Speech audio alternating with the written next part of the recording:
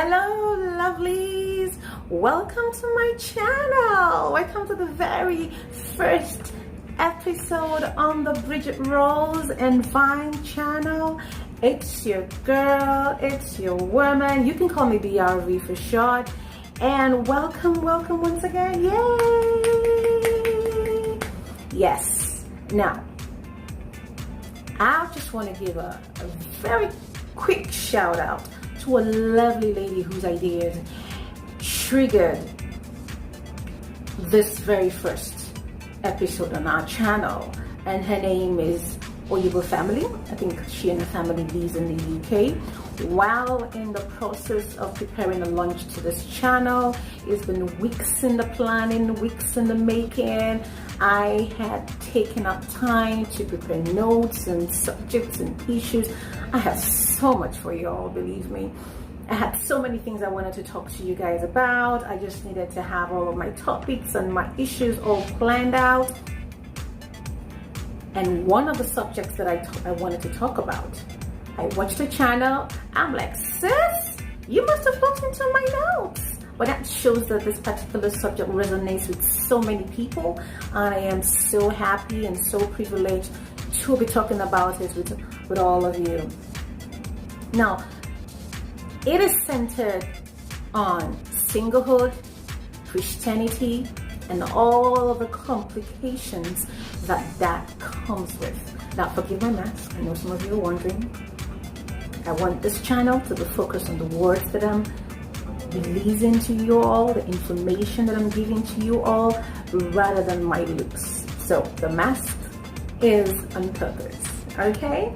I just want to keep it real, be able to share my head out, and I just want to keep all of them, all the beauties, a little bit, you know what to say about anything that has value. It is not in full circulation. So I just give you, little bits and pieces here and there. Just leave this side out. Thank you very much. So like I was saying, and there were so many topics that I wanted to touch on this channel going forward. I mean, the many challenges that a single Christian woman faces both in the church and in the world. Topics such as motherhood while single, financial success while being single or while being Christian, investment in church versus investment in self-care versus family care. Oh, that's an interesting one. Can your siblings' children be your children? How your church might be, come close, keeping you single. Yes, let that just marinate and sink in. I know what you're thinking, but your church might be responsible for your singlehood. But all of the things we'll talk about, just stick with me. I came loaded with information that would build, develop you, help you to make decisions as a lady, and even men who want to also help their sisters and their wives to develop financially, spiritually, emotionally. Now believe me, I'm not coming to you perfect. I'm coming with all my scars, all of my battle scars, but I have learned a lot of lessons, and I consider myself to be a successful, single, but Christian woman with all of the struggles that I have mentioned. And we'll be talking about it, my experiences, things that I know, things that have worked for me, things that I'm still working on, and we will grow together in this process. And just in case you're stumbling onto your new girl, show her some love and click on the subscribe button and show me some love by liking, and also show me some comments. What has been your experiences? What have you experienced? What has life been like for you? What have you experienced as a Christian woman, or even just a regular woman who's God-fearing? I know we have different categorization, so don't let all that discourage you. And for those of our sisters also who might belong to the other faiths, you might want to share your experiences with us as well, because I think some of the things are not specific, they're quite generic, and it's felt across several religions. So the area she touched on that caught my attention, let's get right into the stew of the matter. The area she talked about that really got me like, sis, that is so true. Now, she read a letter. She said one of her subscribers wrote her a letter, a friend, social media, discussing about the challenges that she had experienced, and the sister was a Christian in church. And just in case, I've left the link to her video. I've left the link down there. You'll find it in the description. So just click, scroll down, you'll find that link, okay? So you can see the entire video. So she said the sister was single in church, advancing in age, and really wanted to have kids. Her family hit menopause quite early, and she, had been waiting on the Lord, being a faithful sister, keeping herself, not engaging in sexual entanglements with any man or woman, and she'd been waiting on the Lord, and nothing has happened. She hasn't gotten a husband. She wasn't ready to just go sleep around just because she wanted to have a child, but nothing was happening. And she decided, you know what, I'm going to do IVF using donor sperm. Oh, I know what you're thinking. And of course she wanted to do it right. She wanted, those who were in leadership in the church to seek their counsel. And of course they said, no, not here. We're not, that is not it. We're single, we're accepted, we're on the Lord, keep waiting and waiting and waiting until the Lord does it. And she said, no. And she went ahead, she did it, she got pregnant, the church found out, and she was excommunicated, and the sister was in a dilemma. Now, and I remember the lady in this channel, I watched this video, she said leave your comments. So I decided I'm gonna not just comment, but actually do a full video about this. As a single sister who has no kids of her own yet, and who is in the same category as she is, waiting on the Lord, because growing up, the idea was to grow up, get married, have kids. Kids did not actually come before the other one, but some people have gotten kids by men who later married them. But the teaching was, you find a good man, or he finds you, whoever finds each other first, you get married, and then you have children. 9 months later, people are dancing to your house, eating rice and stew with some obstacles on it, yeah. Okay, get back into it. So, and 9 months later, they want to, carry their bundles of joy, so, but suppose it doesn't happen. Suppose you're 40, you're 45, you still haven't found that one, or he hasn't found you. What do? What is sin in the first place? This concept of sin, what is it? I mean, it's such a big subject, this issue of sin. It's complex, though it sounds simple. It's a 3-lettered word with different complexities and different meanings.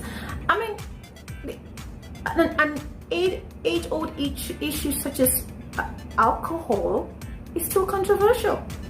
But you have churches who, you have a party to drink wine. Some churches who don't drink, we'll talk about wine. There is alcoholic and there is non-alcoholic, but there are people who drink either one, regardless of what it is. And even the scripture, you will find some places where wine is talked about. Drink alcohol is good for the stomach, wine is good for the stomach. The Bible doesn't really talk much about it. In a lot of scriptures that I have seen, doesn't really lay emphasis on whether it's the alcoholic wine. The Bible just uses wine, and it talks about, in some places it talks about intoxicating. So I think that at the time when the wine can intoxicate, it probably has become alcoholic. You get my meaning. So it's a natural process that when you extract certain juices from plants, bacteria acts on those things and converts them to alcohol. So all starch will likely become alcohol when you expose them to bacteria. That is natural.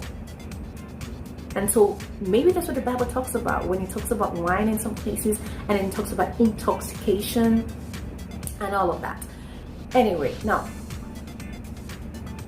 what I do know as a Christian woman is this. There are principles that are based on God's word, of course, not a man's words. There are principles that are based on God's words that we should all live by. Sometimes we live up to them, sometimes we don't. But God is forgiven. And also, as a Christian, whether a man or a woman, the ultimate aim is not just to make heaven. I think all of us just focus on rapture and being, we forgot that, hey, while you were here on earth, you also should live a fulfilled life. You should be fulfilled in every way thinkable. So why do people always focus on heaven bound? What about nearly 70 years preparing to be heaven bound? You haven't even enjoyed the 70 years here on earth? So, so it is, yes, we want to make heaven, but while we're making heaven, we also want to live a fulfilled life. There are several things that God wants us to be able to achieve while we are here or not. He wants us to be absolutely, completely successful in every area of life. And so what happens when you desire a family as a single woman, but you don't have a man? I mean, I want to have a husband. I want to have kids. But I'm not going to sleep around with men just because I want to have children. I mean, that's not what I want to do. Oh, believe me, I have had offers. I've seen all sorts of men. I've seen men who want to have a baby with you first before they marry you. I've seen men who don't want to get married, but they'll be absolutely okay to have children with you. There are all sorts of men out there. But for me, it's not just something that I want to do. So what do you do when you're getting to that age and you just know that, look, I have to do something with my eggs. Not all of us can afford to go freeze our eggs. It's available. You can go freeze your eggs while you're 35 and use them when you're 50, because at the point at which you extract your eggs, if you freeze them and use them when you're 50, the age of your eggs at the time of extraction is the age that it's going to be. The egg doesn't age while it's in a frozen state. So if you use them at 50, they're going to be at the age of 35 when you use them. But it's expensive. It costs some money. We'll talk about this particular subject soon. I'm going to make a video of that one. Oh, yeah. Look, on this channel, you're going to learn lots of things with me, because I have a background in health. I have worked in the humanitarian world. I have had investments, financial successes. So I am not kidding you. I am ready for this journey with you. Please click on the subscribe button. It's right here or down there, to the left, right, whichever place you can find it. And stay tuned, because we're going to grow together, I assure you. So what do you do? What do you do when you're clocking 50, when you're clocking 45 and there are no kids? And you want to have nobody should be alone. Nobody should be alone. If you desire for a family, you must weigh your options. There are options that you have to consider and options that are available to you that you have to seek out. Several information available out there. The two, you have adoption on one hand and you have IVF with donor sperm on the other hand. Both of which are still controversial, because in our society, I remember talking about the issue of adoption, and you should see my mom's expression. It was like,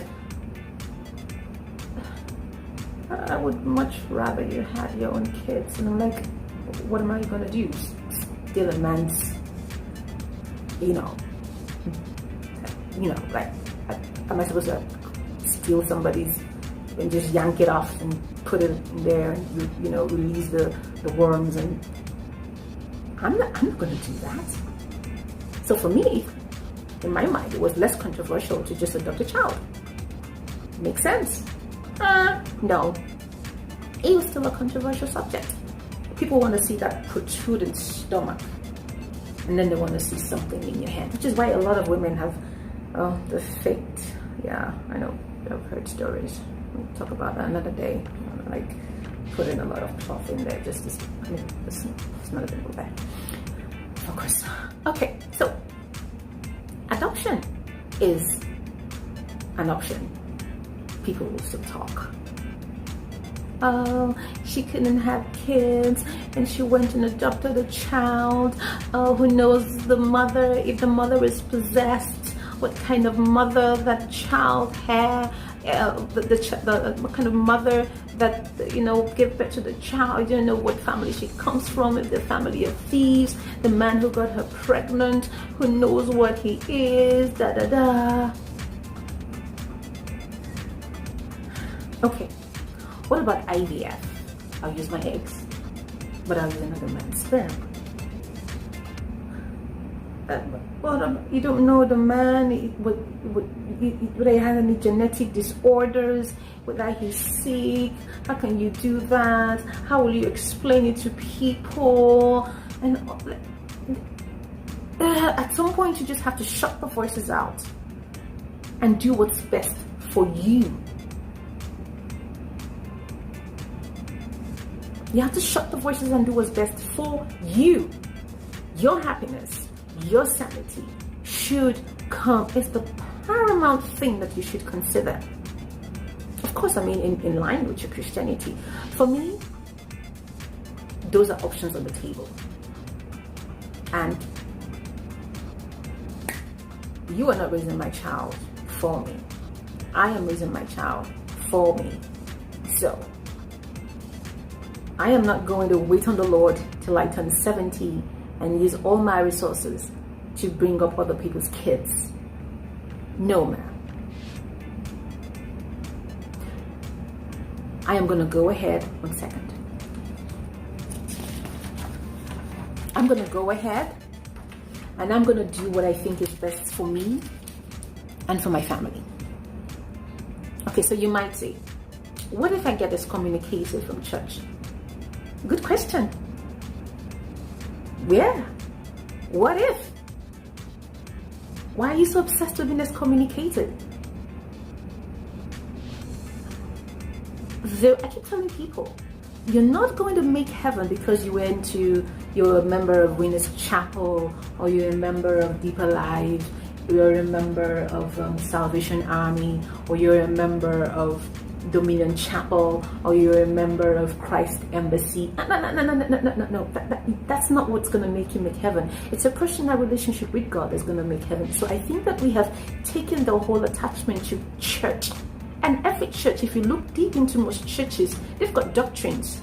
This church's doctrine is different from this church's doctrine. What this church will accept is different from what this church will accept. It's not uniform. There are basics that are uniform, but there are a lot of things that are not uniform. If they excommunicate you, hey, you're not leaving Christendom, you're just leaving that church. The church I go to now, it's not the church that I was born into. And my Christianity has improved, and the church I was born into is one of the ones whom people regard as holy. But my Christian life grew when I went to this other church than when I was in that church. And believe me, if tomorrow I think that church, even in the church I go to now, I try to separate some of the things that I see at that level with some of the things that I believe, and I know that I've been blessed on this side, so I'm just trying to ignore this other noise here and focus on the blessings that I'm getting. But if tomorrow it doesn't align with my faith, sis, I'm walking. I am walking out of there. So nobody should be alone, like I said. And just because you have a child, It doesn't mean you won't find a husband later. Suppose you have a child, you've trained this child, you have this, and the possibility that you might find a widower who has his own kids. I mean, the two families come together and they become one. So do not shortchange yourself. You cannot be young, advancing in age, industrious, successful, and think that you can just settle for raising your siblings, your nieces and nephews as your children. Newsflash, you might regret it. So, I hope this video has been a blessing to you. I hope you've learned a lesson or two. I'm giving you wisdom on a dime. All right? So, let's grow together and let's succeed together. I will shoot up some more videos and I will upload them within the week. So, please subscribe, click on the like button, make your comments, tell me the other things that you want me to talk about going forward. But know that on this channel, straight talk, 7 hot tea. I specifically remember the story of a pastor who shared that a member of his church, the lady couldn't have a child, and the doctor had told her that her womb would not be able to carry children. And while they were talking about the options for delivery, the mother said, okay, you can have kids, but your womb can carry a child, but your eggs are good and your husband's worms are still good, so let me carry the child. They went to the doctor, they went through the medical process, and the mother to this girl helped them to carry their first child. Well, who were the first bunch of people to criticize and ostracize? You got that. The church. They did.